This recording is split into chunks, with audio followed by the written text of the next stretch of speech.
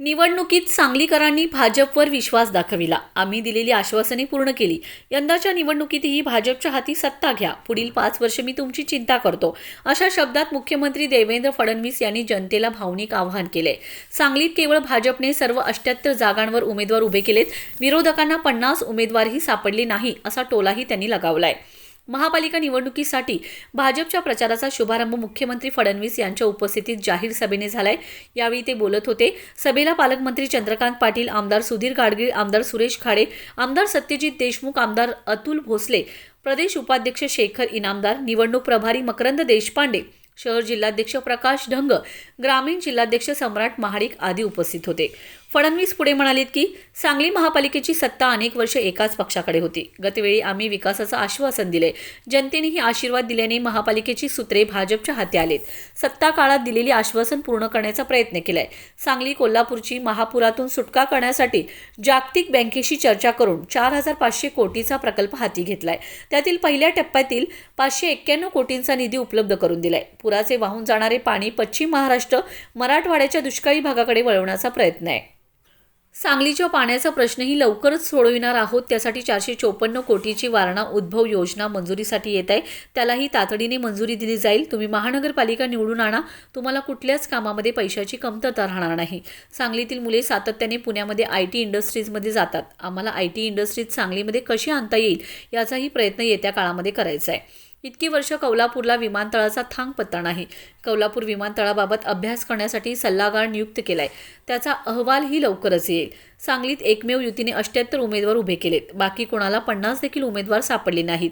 मतदानाच्या दिवशी महायुतीची चिंता तुम्ही करा आणि त्यानंतर 5 वर्ष तुमची चिंता आमच्यावर सोडून द्या, असं आवाहनही त्यांनी केलंय. यावेळी नितीन शिंदे, दिनकर पाटील, पृथ्वीराज देशमुख, जनसुराज्य युवा शक्ती पक्षाचे नेते समित कदम, डॉक्टर रवींद्र आरळी, पृथ्वीराज पवार, पृथ्वीराज पाटील, सुशांत खाडे, सुरेश आवटी, दीपक शिंदे, प्रकाश बिरजे, नीता केळकर, जयश्री पाटील, भारती दिगडे, स्वाती खाडे यांच्यासह भाजपचे सर्व पदाधिकारी उपस्थित होते. पालकमंत्री चंद्रकांत पाटील यांनी राष्ट्रवादी काँग्रेसचे अध्यक्ष अजित पवार यांच्या वक्तव्याचा सभेत समाचार घेतलाय. ते म्हणालेत, युतीतील पक्षाने एकमेकावर टीका करायची नाही असं ठरलं होतं, पण त्याची सुरुवात झाली. किती चालणार, कुठे जाणार हे अंदाज घेऊन ठरवू. नगरपालिका निवडणुकीत तिजोरीच्या किल्ल्यावर मालक आमच्याकडे आहे असं म्हटले. आता घरला जायचं आहे का असं ते म्हणाले. पण मी म्हणतो, मुख्यमंत्री व गृहमंत्री आमच्याकडे आहेत. त्यामुळे दमात घेऊ नका, हलक्यातही घेऊ नका असा इशारा त्यांनी दिलाय. पिण्याच्या पाण्याच्या योजना असो, शहरामध्ये भुयारी गटाराच्या योजना असो, शहरामधलं घनकचऱ्याचं व्यवस्थापन असो, शहरातल्या गरिबाला घर देण्याचा विषय असो, या सगळ्या गोष्टींकरता आपल्याला उपलब्ध करून दिल्या आणि महाराष्ट्रातली शहरं ही बदलायला लागली. आज आपण बघा, पिण्याच्या पाण्याच्या इतक्या समस्या शहरांमध्ये निर्माण झाल्या, पण गेल्या 10 वर्षांमध्ये अनेक शहरांना आपण त्या ठिकाणी पिण्याच्या पाण्याच्या योजना दिल्या आणि आता तर आपल्या शहराची देखील जी काही वाढती गरज आहे, ही गरज लक्षात घेऊन त्या ठिकाणी वारणा उद्भव योजना आपण तयार केली आहे. जवळपास 454 कोटी रुपये या योजनेला लागणार आहेत. आता योजना आमच्याकडे मान्यतेला येते आहे. काळजी करू नका. सांगलीतल्या प्रत्येक घरामध्ये नळ उघडल्यानंतर पिण्याचं पाणी पोचलं पाहिजे.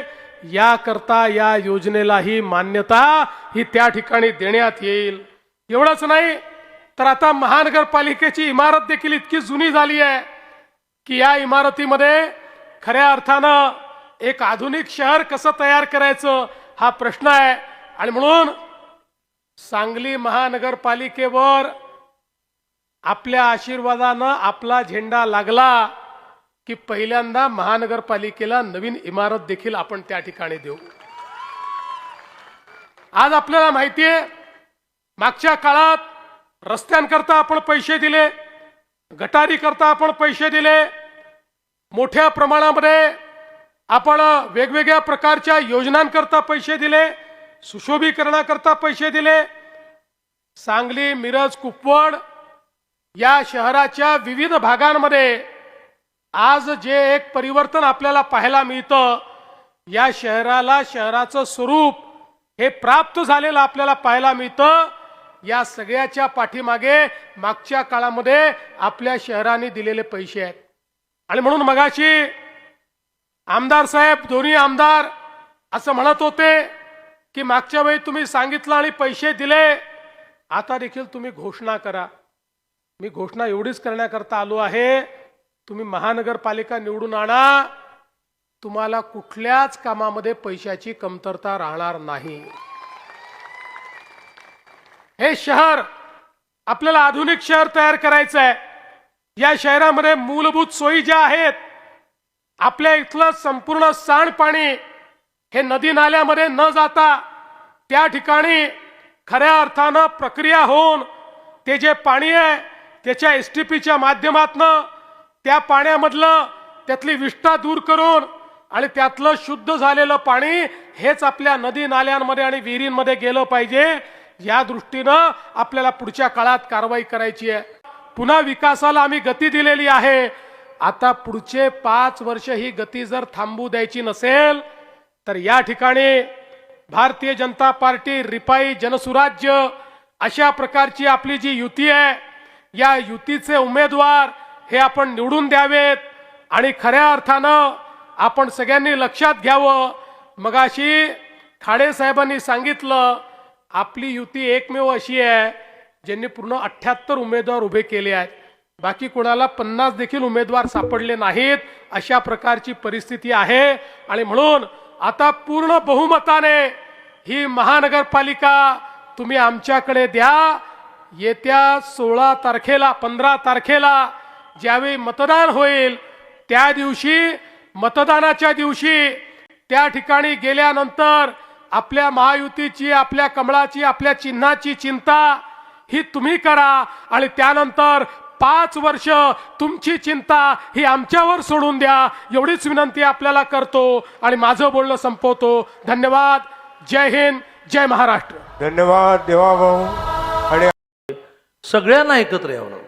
शोधून शोधून शोधून शोधून तू पण ये, तू पण ये, तू पण ये, तू तिकडे कुठेतरी गावाला आहेस तर गावाहून ये, इथे बॅग घेऊन राहा, तू आमचं, म्हणजे जे एकमेकाची तोंड बघत नव्हते असे सगळे राष्ट्रवादी, पवारांची राष्ट्रवादी, मग शिवसेना, असे सगळे घटक एकत्र आले आहेत. आधी आणखीन मोठी होईल, कारण ती जेवढी मोठी होईल तेवढं लढता येईल ना, काही उपयोग होणार नाही.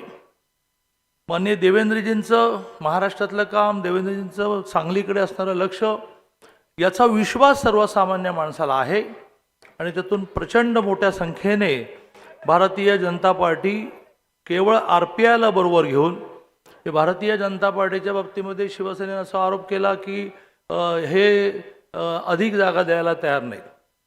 पण भारतीय जनता पार्टी जागा देण्याच्या बाबतीत किती लिबरल आहे की जगन्नाथ ठोकळे हे RPIचे नेते, कार्यकर्ते यांना द्यायला रिझर्व्ह जागा नाही तर ओपनमधून, कारण ते कर्तृत्वान आहेत, ओपनमधून जगन्नाथ ठोकळेंना उमेदवारी देऊन RPI बरोबर भारतीय जनता पार्टीने युती केली आणि त्यामुळे आम्ही सगळ्यांना सामावून घेणारे आहोत. ज्यांचं एकही जागा गेल्यावर निवडून आले नाहीत त्यांनी किती जागा मागायच्या, ज्यांच्या आल्या परंतु विखुरलेल्या गेल्या इकडे इकडे इकडे त्यांनी किती मागायच्या. आणि त्यामुळे आमच्या कार्यकर्त्यावर अन्याय करून तर आम्ही युती करू शकत नव्हतो. शेवटी एकच मुद्दा मांडून मी माझं बोलणं संपवेन. माननीय देवेंद्रजींनी निवडणुकांची एक नीती, एक धोरण आमच्यासमोर मांडलं की निवडणूक विकासावर आपल्याला न्यायची, विशेषतः युतीतल्या पक्षांनी एकमेकावर टीका बिलकुल करायची. पण सुरुवात झाली टीका करायला. ते आता किती चालणार आहे, कुठे थांबणार आहे याचा अंदाज घेऊन ठरवू. परंतु नगरपालिकांच्या निवडणुकामध्ये टीका करण्याने असं म्हटलं की तिजोरीची किल्ली आमच्याकडे आहे. मी भोरच्या सभेमध्ये मांडलं आणि ते खूप महाराष्ट्रामध्ये चाललं की तिजोरीची किल्ली तुमच्याकडे आहे परंतु तिजोरीचा मालक आमच्याकडे आहे. आता असं म्हणेन, घरला जायचंय का असं म्हणणाऱ्यांना मी असं म्हणेन की मुख्यमंत्री पण आमच्याकडे आहेत आणि गृहमंत्री पण आमच्याकडे आहेत. त्यामुळे दमात घेऊ नका आणि हलक्यात पण घेऊ नका. अतिशय चांगले मेहनतीने राबणारे कार्यकर्ते हे उमेदवार म्हणून दिलेले आहेत आणि सगळ्यांच्या मागे खंबीरपणे उभं. मी अनेक वर्ष माननीय देवेंद्रजींबरोबर काम करतो. एखाद्याच्या मागे उभं राहणं म्हणजे काय, इथे असणाऱ्या एकनेक उमेदवाराला, कार्यकर्त्याला, नेत्याला मी विश्वास देतो. असे जे कोणी दमदाटी करणारे असतील, रात्री बेरात्री आपण देवेंद्रना फोन करूया, तर म्हणजे मी पालकमंत्री आहे, मीच पुरेसा आहे. पण नाही भागलं तर देवेंद्रना फोन करू. त्यामुळे हुशाऱ्या करणाऱ्यांनी, दम देणाऱ्यांनी जरा विचार करून आपलं काम करावं. आम्ही आमचं काम करतो, आम्ही आमच्या कामावर म्हणतो. कुठे यादी आहे नंतर प्रेसला देतो, पण कामावर आपण लढूया. जय हिंद, जय महाराष्ट्र. धन्यवाद दादा. आदरणीय दादा आणि बोलल्यानंतर आता यानंतर आपल्या सर्वांचे लाडके, महाराष्ट्राचे लाडके देवा भाऊ माननीय नामदार